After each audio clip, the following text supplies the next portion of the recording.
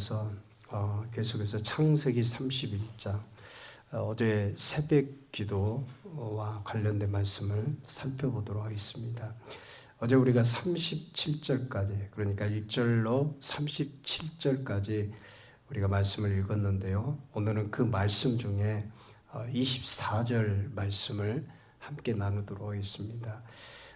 오늘 본문을 주신 말씀의 교훈은 첫 번째로 하나님께서 야곱을 보호해 주셨어요. 삼촌 라반이 야곱을 쫓아왔습니다.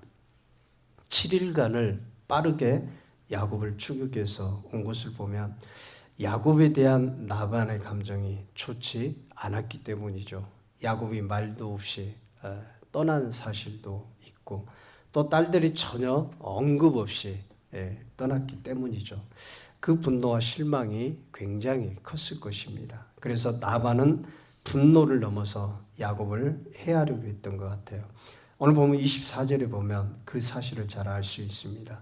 밤에 하나님이 아람 사람 라반에게 현몽하여 이르시되 너는 상가 야곱에게 선악간에 말하지 말라 하셨더라. 라반이 야곱을 쫓아갈 때는 야곱을 해치려고 했던 것 같아요. 그런데 야곱이 안전했던 것은 하나님이 그를 보호해 주셨습니다. 선악간에 말하지 말라고 했죠. 이 선악간에 말하지 말라고 했던 것은 야곱에게 어떤 해로운 행위도 하지 말라, 이런 의미를 담고 있습니다. 이걸 보면 야곱이 삼촌 라반의 위협을 받아서 잘못될 수도 있었던 것이죠. 뿐만 아닙니다. 30절에 보면 라반이 야곱에게 어찌 내 신을 도적질하겠느냐, 도적질했냐고 말하죠. 야곱이 여기에서 말한 이 신은 드라빔입니다. 드라빔은 가정의 수호신입니다. 점칠 때 사용을 했고요. 그런데 삼촌 라반이 하나님이 아닌 이 다른 신을 가정에서 섬기고 있었다고 하는 것을 알게 돼요. 라헬이 이 신을 훔쳐왔다고 하는 것은 야곱의 라반의 가정이 영적으로 깨끗하지 않았다고 하는 것을 말씀하고 있습니다. 우리도 하나님을 섬긴다 하면서 다른 한쪽에 하나님보다 더 귀히 여기고 또 아끼고 사랑하는 그 무언가의 어떤 우상을 우리 마음에 담고 있다면 반드시 이런 우상은 우리 마음에서 또 우리 가정에서 제거가 돼야 됩니다. 그래야 진정한 하나님을 섬길 수 있는 믿음 가운데 살 수가 있는 것입니다. 우리에게는 오직 하나님과 예수 그리스도 한 분뿐입니다. 예수님이 우리의 주가 되시고 우리의 신뢰의 대상입니다. 우리의 의지할 대상이에요. 오직 주님만이 우리의 믿음의 대상이고 우리의 신앙의 대상인 것입니다. 그 어떤 것도 우리 신앙의 삶 가운데서 우상이 될 수가 없습니다.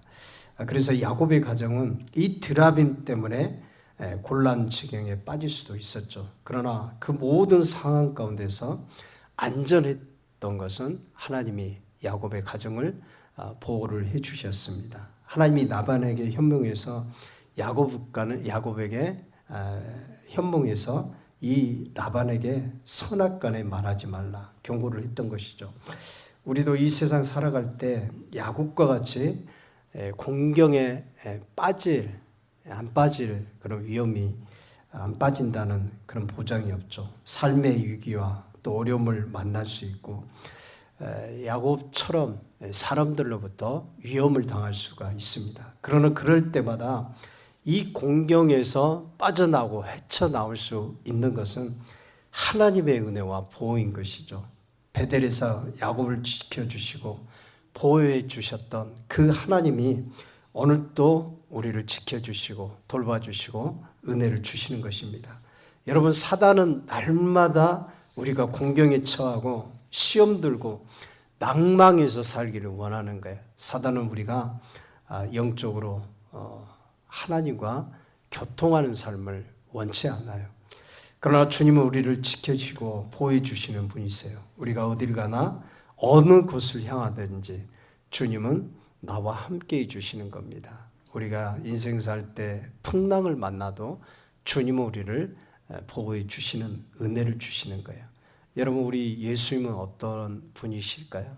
우리가 풍랑을 만날 때, 인생의 험한 길을 걸어갈 때 주님은 우리를 늘 인도하시고 또 건져주시는 분이세요. 그래서 요한복음 6장 19절로 21절에 보면 그러한 말씀이 있죠. 제자들이 가버나움으로 배를 타고 갈 때 칠흑같이 어두운 바다를 건너가는데 갑자기 큰 바람과 파도가 일어났어요. 제자들이 그 상황 가운데서 두려워합니다. 죽었구나. 이런 생각을 갖지 않았겠어요? 그 절망의 순간에 예수님께서 바다를 걸어오셔서 바람과 그 파도를 잠잠케 했었어요. 그리고 그들이 가고자 하는 목적지까지 안전하게 인도해 주신 것을 우리가 알게 됩니다. 예수님은 어떤 분이십니까? 이런 분이세요. 제자들이 풍랑을 당한 일을 외면치 않으시고 찾아오셔서 그 험난한 바다를 잠잠케 하고 평안을 주신 것이에요.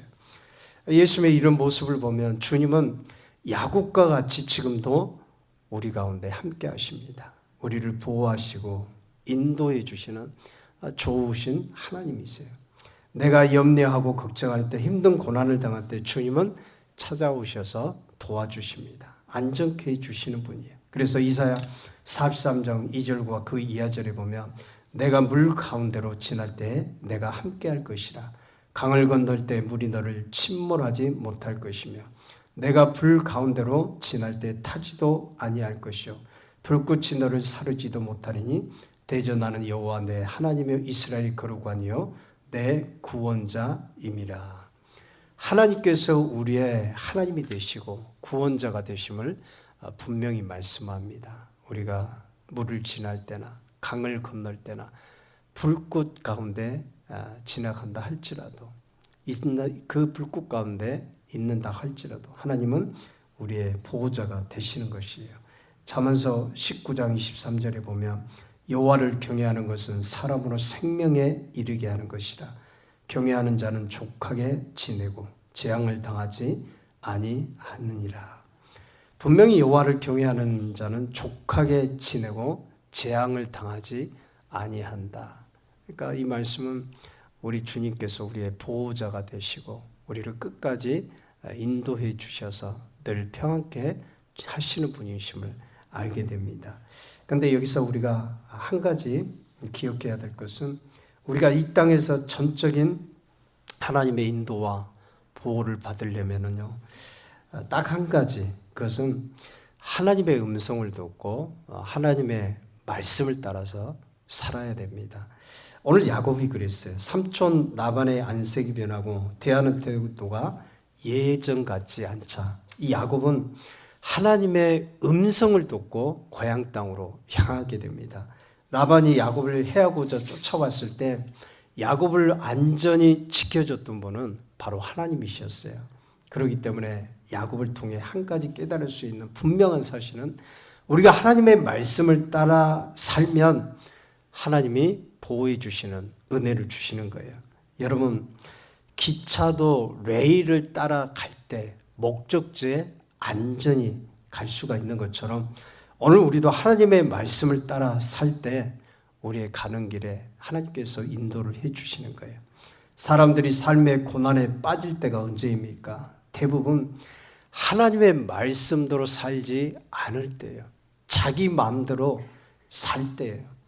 여러분, 사울 보십시오. 자기 고집대로 살았어요. 하나님은 안중에도 없었어요. 하나님이 사무엘을 통해서 말씀을 하셨을 때도 하나님의 말씀을 순종치 않았어요. 여러분, 요나는 어떻습니까? 하나님의 말씀에 불순종하게 되었어요. 그래서 풍랑을 당한 것입니다. 시편 107편 10절로 11절에 보면 사람이 흑암과 사망의 그늘에 앉으며 공고와 쇠사슬에 매임은 하나님의 말씀을 거역하며 지존자의 뜻을 멸시함이라. 여러분, 왜 사람이 흑암과 사망의 그늘에 앉고 공고와 이 쇠사슬에 매이게 될까요? 그 이유는 딱 한 가지. 하나님의 말씀을 거역했다. 지존자의 뜻을 멸시했다. 하나님은 우리가 신앙의 삶으로 우리가 들어올 때 하나님은 우리의 심령의 자갈밭을 갈기를 원하는 거예요. 우리의 마음에 이 길가밭 그리고 자갈밭, 이 바위 같은 이 마음의 밭을 주님은 갈기를 원하셔요. 그래서 이 밭이 옥토가 되게 하셔서 열매를 맺게 하시는 거예요. 그런데 참 쉽지 않은 것은 우리의 살아가는 배경이나 또 삶의 어떤 환경적인 영향을 너무나도 많이 받고 살아가기 때문에 쉽게 그 하나님의 말씀을 듣고 그 말씀에 귀 기울여서 내가 옥토밭이 되고자 하는 그런 마음을 내 안에서 거부하고 살 때가 너무 많아요. 내 기준대로 살게 되고 내 삶의 여건에 따라서 살게 되는 경우가 너무 많아요.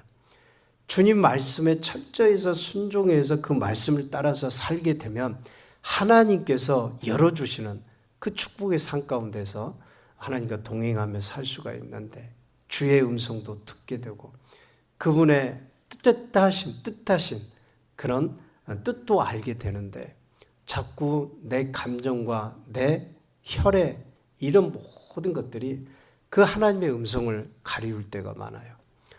여러분, 하나님은 여러분과 함께 동행하기를 원하십니다.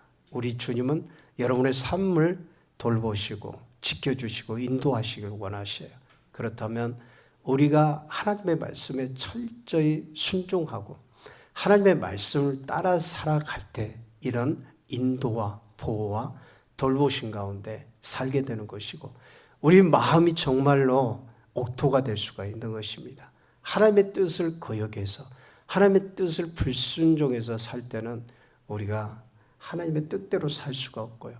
하나님의 보호와 인도를 받을 수가 없습니다. 그래서 정말 우리가 마지막으로 기억해야 될 것은 나는 주님의 말씀에 전적으로 순종해서 살겠다. 하나님의 뜻에 철저히 그 뜻을 따라서 살겠다. 이런 믿음 가운데 살 수 있기를 바랍니다. 여러분, 야곱은요 자신의 꾀가 있었어요. 기질적으로 좋지 않는 그런 마음도 있었어요. 그러나 주님의 음성을 들으려 했던 사람이 야곱이에요. 그리고 주님의 뜻에 순종하려고 했던 사람이 야곱이에요. 하나님께서 고향 땅으로 돌아가라고 명하실 때 그 말씀에 철저히 순종했어요. 그 순종의 그 믿음을 통해서 하나님께서 야곱을 지켜주시고 또 돌봐주셨다고 하는 것을 알게 됩니다. 그래서 여러분, 우리가 하루하루 살아갈 때 다른 거 없어요. 늘 말씀에 순종해서 삶으로 정말 하나님의 보호와 인도함을 받는 저와 여러분들이 될 수 있기를 주의 이름으로 축원드립니다. 기도하겠습니다.